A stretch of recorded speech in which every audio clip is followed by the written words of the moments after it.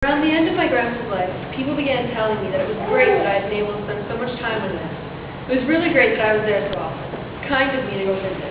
People must have told me a million times that it feels so good knowing that around the end of his life, I really got to appreciate him and spend time with him. But that really confused me. Of course I was glad to spend time with my grandpa, but isn't this just business as usual? Doesn't everyone do this with their grandparents? Then I realized, no, not everyone does. Not everyone can say that they have grandparents as great as mine. And not everyone can say that spending time with them is the same as hanging out with their friends.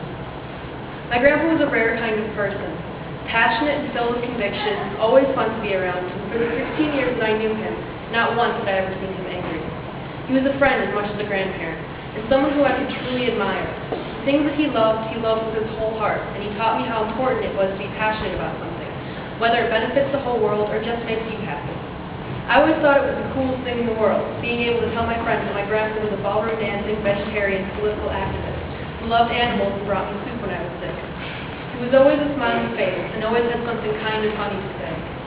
He was full of vitality and sometimes seemed younger than me.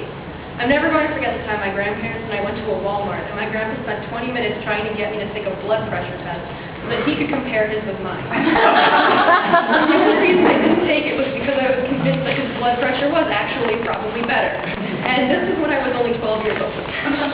My grandpa was the one who first inspired me to start jogging. Because one day when I was visiting, he walked into the house wearing dress shoes, gray slacks, and his trusty Seagle hat. But he seemed a little winded. I asked Grandpa, "Where were you?" "I went for a run." "In dress shoes? What else would I go running in?" I figured, well, if he can go running in dress shoes and night slacks, I certainly can make an effort to be healthier and slip on some gym shoes. He was the one person in the world who, no matter how bad I felt, would always make me feel proud of myself, and as if I'm really accomplishing something great, even if it was just drawing a picture or getting good grades.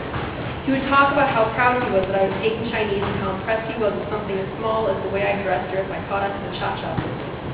Things that I took for granted within myself, he saw and he helped bring out the best in me.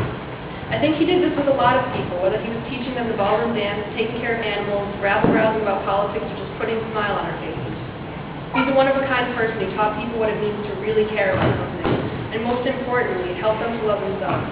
When I get older, I can only hope that I can have even half of the amount of love, passion, and kindness that he had contained, not only to give to the people around him, but to dedicate to something that he cared about. My grandpa was a friend, someone who I and many others loved to be around.